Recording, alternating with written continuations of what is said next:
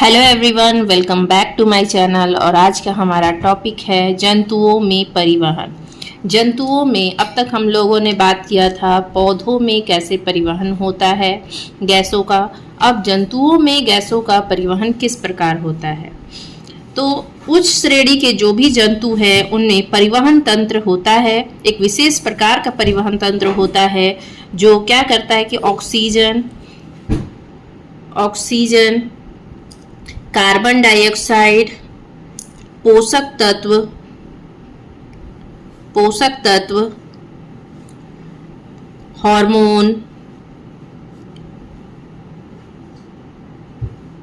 Hormone, उत्सर्जी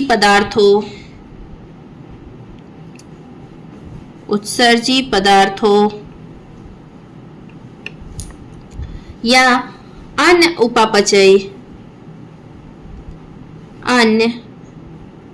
उपापचयी क्रियाओं के फलस्वरूप उत्पन्न विभिन्न पदार्थों को शरीर के एक भाग से दूसरे भाग में ले जाते हैं। तो ऑक्सीजन को ले जाएंगे, कार्बन डाइऑक्साइड को ले जाएंगे, पोषक तत्वों को लेकर जाएंगे, हार्मोन, उत्सर्जी पदार्थ या अन्य उपापचयी पदार्थों को भी वो लेकर एक जगह से दूसरे जगह लेकर जाएंगे।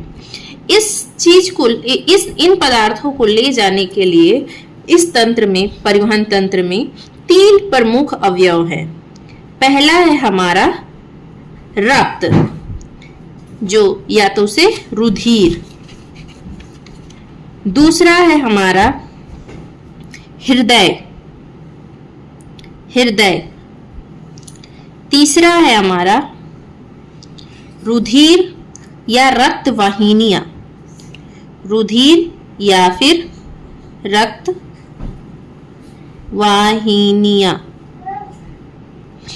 ठीक है।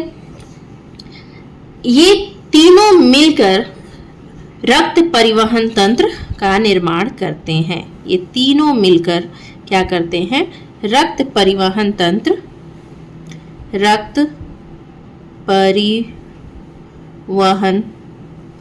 तंत्र का निर्माण करते हैं।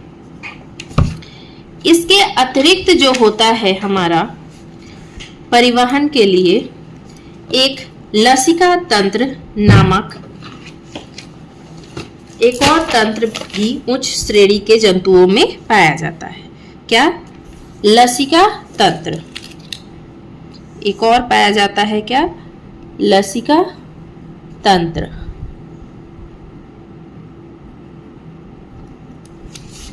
ठीक है। अब सबसे पहले जानते हैं कि रक्त परिवहन तंत्र क्या है। रक्त परिवहन तंत्र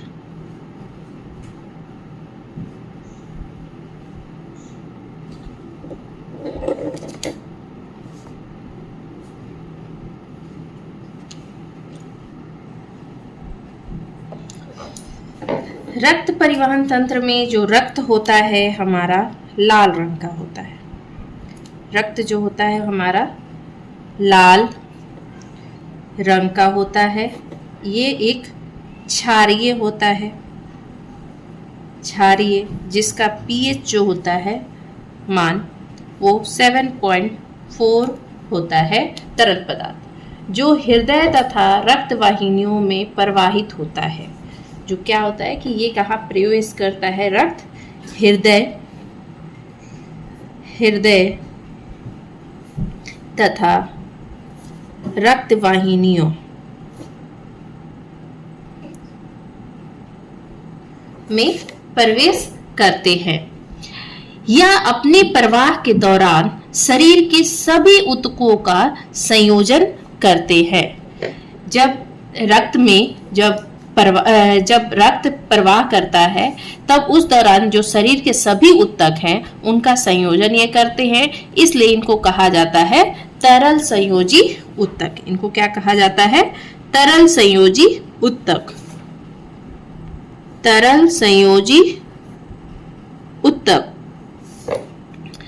अब जानते हैं कि रक्त की संरचना क्या है। रक्त की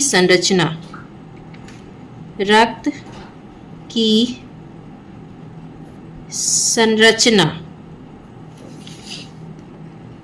रक्त के दो प्रमुख घटक होते हैं। पहला होता है हमारा तरल भाग, तरल भाग जिसे क्या बोलते हैं, प्लाज्मा, जिसे हम लोग बोलते हैं प्लाज्मा। दूसरा होता है ठोस भाग, ठोस भाग जिसे क्या बोलते हैं, लाल रक्त कोशिकाएं, लाल रक्त कोशिकाएं, श्वेत रक्त कोशिकाएं, श्वेत रक्त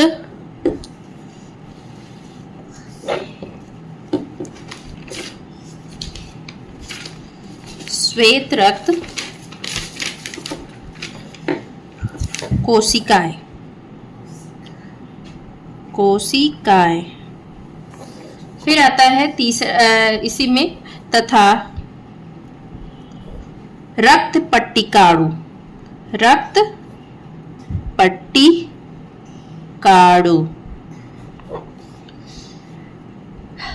तो सबसे पहले जानते हैं कि प्लाज्मा क्या है। प्लाज्मा, प्लाज्मा के बारे में, तो प्लाज्मा एक पीले रंग का चिपचिपा द्रव होता है, हल्के पीले रंग का चिपचिपा द्रव होता है, जो आयतन के हिसाब से पूरे रक्त का करीब 55% होता है। ये कितने प्रतिशत होता है, 55, पूरे रक्त का, पूरे रक्त का 55%। प्लाज्मा में करीब 90% जल, इसमें करीब 90% जल, 7% प्रोटीन, 0.9% अकार्बनिक और लवण, अकार्बनिक लवण, 0.18% ग्लूकोज, 0.5% वसा तथा शेष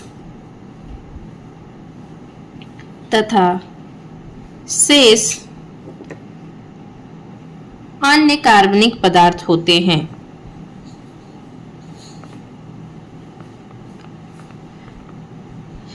ये सब जो पूरे रक्त का 55% है, उसका ये 100% में सारी चीजें, कि इसमें से 90% जल होगा, 7% प्रोटीन होगा, 0.9% हमारा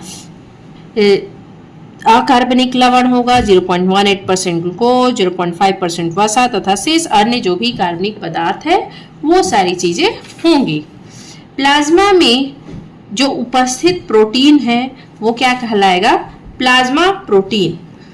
ठीक, जो भी उपस्थित प्रोटीन रहता है वो क्या कहलाएगा, हमारा plasma protein. Plasma protein, plasma protein में कौन कौन से हैं, फाइब्रिनोजेन,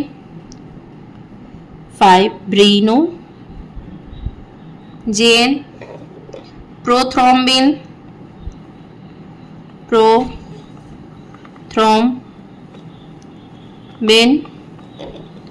तथा हिपैरिन।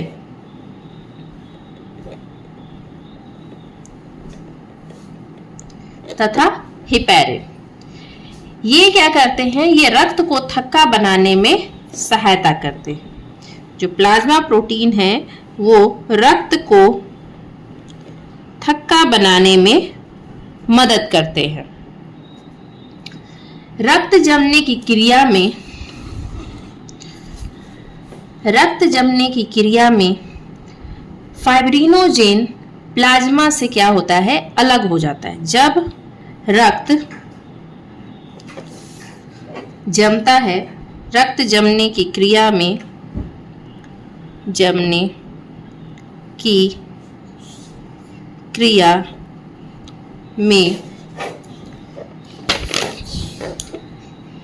फाइब्रिनोजेन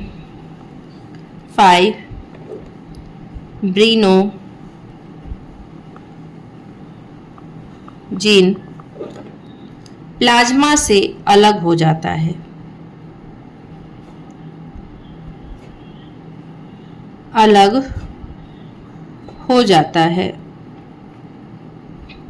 तब प्लाज्मा का शेष भाग जो होता है वो सीरम कहलाता है। तब मतलब फाइब्रिनोजेन हट गया, तब जो चीजें बची है वो क्या कहलाएंगी, हमारी सीरम। तब प्लाज्मा का शेष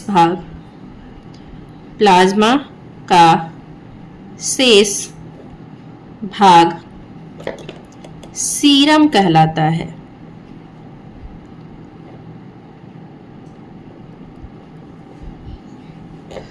ठीक है, मतलब कि जो फाइब्रिनोजेन नहीं रहेगा तो जो प्लाज्मा है वो क्या कहलाएगा, हमारा सीरम। अब रक्त कोशिकाएं, मतलब जितना अब है कि प्लाज्मा हमारा जो था, रक्त परिवहन तंत्र में जो तरल भाग था हमारा क्या था, प्लाज्मा था, और जो ठोस भाग था वो लाल रक्त कोशिकाएं थी, श्वेत रक्त कोशिकाएं थी और रक्त पट्टिकाणु थे। तो अब जो हमारा पूरे रक्त का 55% तो हमारा क्या हो गया, प्लाज्मा हो गया। तो शेष बचा कितना, 45%। तो 45% जो होंगे रक्त कोशिकाएं होंगी।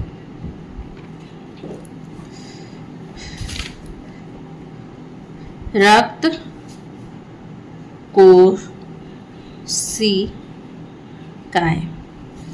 उनका करीब कितना परसेंट होगा, तो 45%।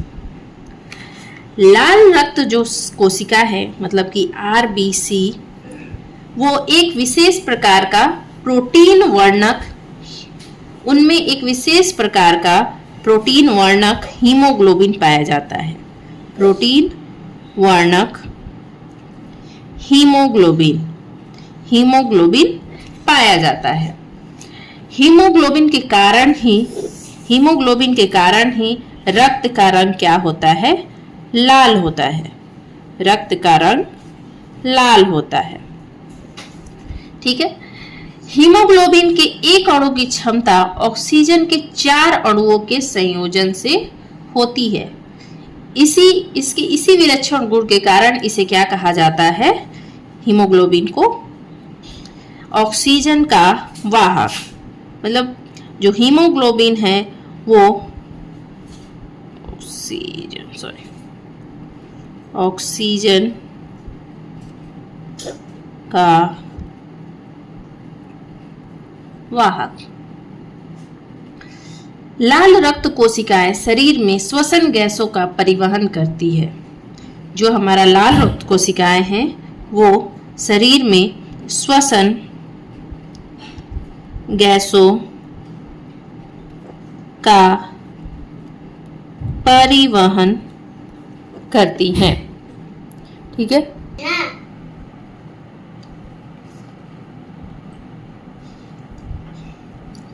लाल रक्त कोशिकाओं में शरीर में श्वसन गैसों का ये क्या करती है, परिवहन करती है। हीमोग्लोबिन श्वसन के द्वारा लिए गए ऑक्सीजन को, हीमोग्लोबिन क्या करती है कि ऑक्सीजन जो हम लोग ऑक्सीजन जो लिया है उसने, उसके साथ संयोजन करके वो क्या बना देती है, ऑक्सी हीमोग्लोबिन का निर्माण कर देती है। ऑक्सी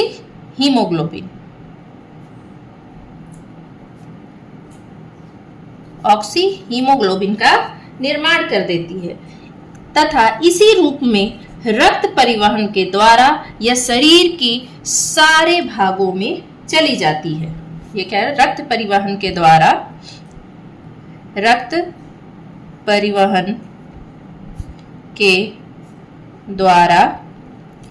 शरीर के शरीर के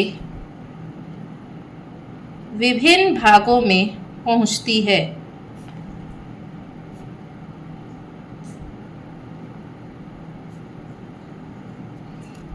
ठीक है, शरीर के विभिन्न भागों में पहुंचती है।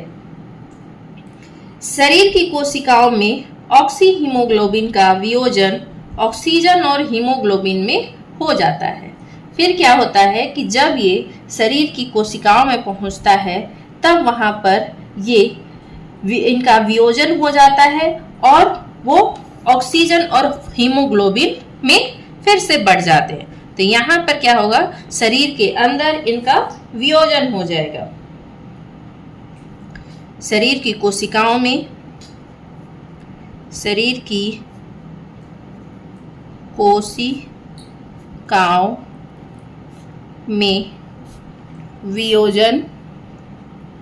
वियोजन होने के उपरांत क्या ये बन जाएगा, वापस से हीमोग्लोबिन और ऑक्सीजन में हो जाएगा। यह ऑक्सीजन विसरण द्वारा कोशिकाओं में पहुंचकर कोशिकीय श्वसन में भाग लेगा। जो हमारा ये ऑक्सीजन है वो कहाँ चला जाएगा, विसरण के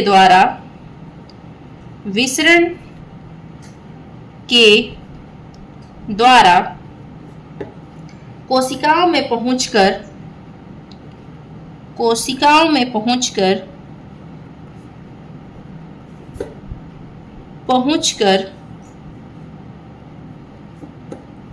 कोशिकीय श्वसन में भाग लेगा। कोशिकीय श्वसन में भाग लेगा। इसके उपरांत बना कार्बन डाइऑक्साइड, अब इसके बाद क्या होगा कि इसके उपरांत बनेगा कार्बन डाइऑक्साइड, जो पुनः क्या करेगा, हीमोग्लोबिन से संयोजन करके कार्बोक्सी हीमोग्लोबिन बना देगा। कार्बोक्सी हीमोग्लोबिन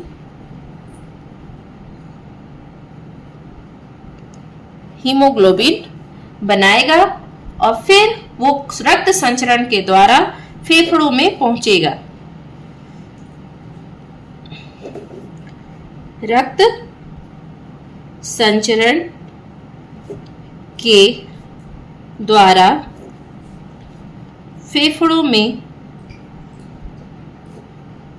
पहुंच जाएगा। ठीक है, फेफड़ों में पुनः क्या होगा, ये कार्बोक्सी हीमोग्लोबिन वियोजन हो जाएगा। ठीक है, यहाँ पर वापस से जब वो फेफड़े में पहुंच जाएगा तब वहां पर उनका वियोजन हो जाएगा। वियोजन के उपरांत वो वापस से क्या बन जाएंगे, हीमोग्लोबिन और कार्बन डाइऑक्साइड। और फिर कार्बन डाइऑक्साइड को क्या करेंगे, फेफड़े द्वारा इस कार्बन डाइऑक्साइड को शरीर के बाहर निकाल दिया जाएगा। फेफड़ों द्वारा शरीर के बाहर निकाल दिया जाएगा। ठीक है, फेफड़ों के द्वारा शरीर के बाहर निकाल दिया जाएगा।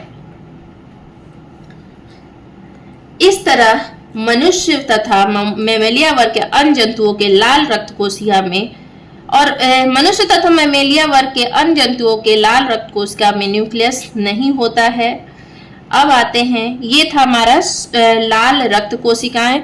अब आएगा हमारा श्वेत रक्त कोशिकाएं। लाल रक्त कोशिकाएं में क्या होगा कि ये क्या करता है, ऑक्सीजन का वाहक होता है। ये श्वसन गैसों के परिवहन में भाग लेता है। उसके द्वारा क्या करता है, जो हीमोग्लोबिन होता है हमारा, हीमोग्लोबिन क्या करता है, वो ऑक्सीजन से संयोजन करके ऑक्सी हीमोग्लोबिन बनाता है। फिर रक्त परिवहन के द्वारा शरीर के विभिन्न भागों में पहुंचेगा। फिर वहां पर पहुंचने के बाद वो शरीर की कोशिकाओं में उनका वियोजन हो जाएगा, जिसके फलस्वरूप वो क्या बन जाएंगे, हीमोग्लोबिन प्लस ऑक्सीजन बन जाएंगे। दोनों अलग हो जाएंगे और फिर विसरण के द्वारा जो ऑक्सीजन होगा वो कोशिकाओं में पहुंचकर कोशिकीय श्वसन में भाग लेगा। फिर वहां पर वो कार्बन डाइऑक्साइड क्या करेगा, हीमोग्लोबिन से संयोजन करके वो क्या बना देगा, हमारा कार्बोक्सी हीमोग्लोबिन बना देगा। कार्बोक्सी हीमोग्लोबिन फिर कहाँ चला जाएगा, हमारा रक्त संचरण के द्वारा फेफड़ों में चला जाएगा। फिर उसके बाद उनका वहां पर वो अगर वहां पहुंच गए तो उसके बाद उनका भी अलग हो जाएंगे, हीमोग्लोबिन अलग हो जाएगा, कार्बन डाइऑक्साइड अलग हो जाएगा। अब कार्बन डाइऑक्साइड क्या होगा कि फेफड़ों द्वारा शरीर के बाहर उनको निकाल दिया जाएगा। इस तरह से ऑक्सीजन कोशिकाओं में पहुंचाया जाएगा और कार्बन डाइऑक्साइड क्या किया जाएगा, फेफड़ों के द्वारा बाहर निकाल दिया जाएगा। इसके बाद आता है श्वेत रक्त कोशिकाएं।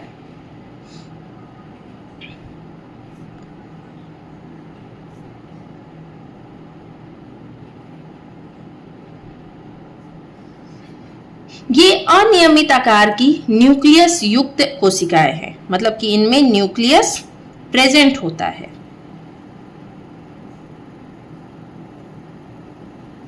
न्यूक्लियस युक्त कोशिकाएं, इनमें कोई भी हीमोग्लोबिन जैसा वर्णक नहीं होता है। हीमोग्लोबिन जैसा कोई वर्णक नहीं पाया जाता है। ठीक है, जिसके कारण ये कैसे होते हैं, रंगहीन। इनकी संख्या लाल रक्त कोशिकाओं की संख्या से क्या होती है, थोड़ी कम होती है, अत्यंत कम होती है। रक्त पट्टिकाणु, अब इसके बाद आता है तीसरा रक्त पट्टिकाणु।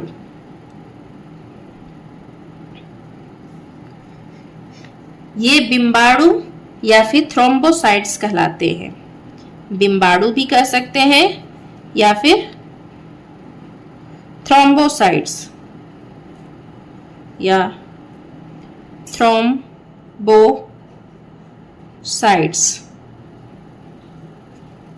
ये रक्त का थक्का बनाने में मदद करते हैं। रक्त का थक्का बनाने में मदद करते हैं।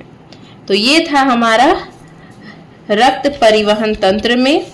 ठीक है, इसके बाद आएगा हमारा हृदय, जो कि परिवहन तंत्र का, जंतुओं में परिवहन तंत्र का एक खास भाग है।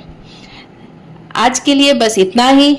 आई होप कि आपको ये वीडियो अच्छा लगा हो।